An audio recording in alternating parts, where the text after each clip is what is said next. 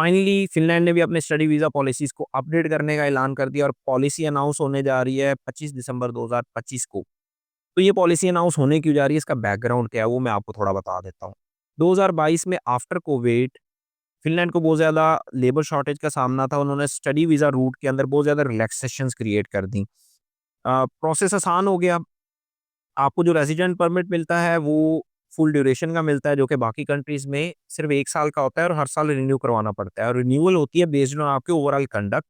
आप कंटिन्यू कर रहे हैं एजुकेशन या नहीं कर रहे और आपकी परफ़ॉर्मेंस कैसी है। फ़िनलैंड में ऐसा कोई सीन नहीं रखा उन्होंने। स्टूडेंट को 4 ईयर की बैचलर डिग्री थी, 4 ईयर का रेज़िडेंट परमिट मिल गया, वो एजुकेशन कंटिन्यू कर रहा है, नहीं कर रहा है, किस तरीके से कर रहा है, क्या कंडक्ट है, किन मामलात में इन्वॉल्व है, असाइलम अप्लाई कर दिया, किसी दूसरे कंट्री निकल गए, कोई इतने ज़्यादा चेक्स एंड बैलेंसेस नहीं रखे गए थे। तीसरी चीज़, स्टूडेंट चाहे बैचलर्स का या मास्टर्स का, उसको फैमिली भी अलाउ की गई, यानी वो फैमिली के साथ सेम टाइम पे ट्रैवल कर सकता है, फैमिली वीज़ा अप्लाई कर सकता है। और चौथी प्रोविज़न ये थी कि जो फैमिली के साथ आएँ या सिंगल स्टूडेंट आएँ, आप फ़िनलैंड का सोशल वेलफेयर सिस्टम के लिए एलिजिबल हैं, आप उससे बेनिफिट ले सकते हैं। ये तो था बैकग्राउंड। इस बैकग्राउंड के नतीजे में हुआ क्या कि फ़िनलैंड गवर्नमेंट ने नोट किया कि स्टूडेंट वीज़ा इमिग्रेशन का सबसे बड़ा रूट बन चुका है फ़िनलैंड के अंदर। सबसे ज़्यादा जो माइग्रेंट्स आए वो स्टडी वीज़ा पे आ रहे हैं और जो लोग आ रहे हैं उनमें से मेजॉरिटी फैमिली के साथ आ रहे हैं, सिंगल स्टूडेंट्स नहीं हैं। और बहुत सारे उनमें से जो लोग हैं वो फाइनेंशियली स्टेबल ही नहीं है। यानी वो अफ़ोर्ड ही नहीं करते, उन्होंने स्टेटमेंट तो किसी तरीके शो करवा दी, लेकिन एक्चुअली उनके पास फाइनेंसेस नहीं थे, ना लिविंग के, ना एजुकेशन को बेयर करने के। तो गवर्नमेंट के ऊपर उस चीज़ का भी प्रेशर आया। नंबर 4, सोशल वेलफेयर सिस्टम, क्योंकि वो सबको अलाउड था, तो इतने माइग्रेंट्स आ गए, यानी 2 साल के अंदर 13,000 से ज़्यादा माइग्रेंट्स वहाँ पे पहुँचे। तो उसके नतीजे में सोशल वेलफेयर सिस्टम में बहुत बर्डन पड़ा और विद इन सिस्टम फिर उनको प्रेशर आना शुरू हो गया। और गवर्नमेंट ने इन सारी चीज़ों से नोट ये किया कि एक्चुअली तो ये स्टडी वीज़ा है, लेकिन जो स्टडी वीज़े पे लोग आ रहे हैं ना, वो स्टूडेंट्स नहीं हैं। यानी इनकी जेन्युइन इंटेंशन माइग्रेशन की थी, स्टडीज़ की नहीं थी।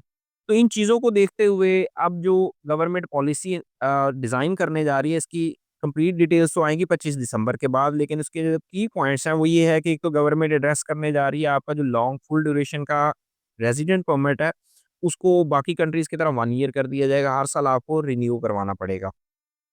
दूसरा, फैमिली जो रियूनियन है, यानी सेम टाइम पे भी आप फैमिली को लेके आ रहे हैं, बाद में भी उसके ऊपर शायद ड्यूरेशन बढ़ा दी जाए या चेक्स लगा दिए जाएँगे कुछ। जैसे बाकी कंट्रीज़ के अंदर होता है कि आप 6 मंथ या 1 ईयर या 1.5 जो ईयर होता है, उसके बाद आपको फैमिली अलाउ होती है लेके जाना, तो इस तरह का माइट भी कुछ कर दिया जाएगा। लेकिन जो सबसे ज़्यादा जो प्रेशर है या गवर्नमेंट का जो इंटेंट है वो ये है कि सोशल बेनिफिट्स जो है ना उसको रिस्ट्रिक्ट किया जाए इंटरनेशनल स्टूडेंट्स के लिए, क्योंकि सबसे ज़्यादा प्रेशर वहीं पे आ रहा है। और पॉलिसीज़ को थोड़ा टफ किया जाएगा। स्टूडेंट को जो एनरोल होते हैं उनके लिए अभी ज़्यादा कुछ चेक्स नहीं है, यानी उनकी रियल इंटेंट को जानने के लिए। लेकिन जिस तरह ऑस्ट्रेलिया के अंदर चेक्स स्टूडेंट की इंटेंट को जानने के लिए बहुत ज़्यादा टफ हो चुके हैं।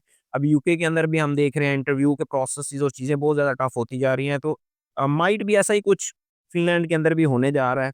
लेकिन ओवरऑल मुझे लगता है कि ये चीज़ें एक ही दम बहुत ज़्यादा टफ नहीं होंगी, कुछ चेक्स किए जाएँगे, लेकिन इसको सेम लाइक यूके या ऑस्ट्रेलिया की तरह इतना टफ नहीं किया जाएगा। तो जो लोग अभी भी फ़िनलैंड करना चाह रहे हैं, बिल्कुल उन्हें करना चाहिए, क्योंकि अभी ये देखें पॉलिसी स्टार्ट हुई हैं, अभी अपनी पीक पे नहीं है। अभी भी Finland is one of the easiest country for the study abroad, ठीक है?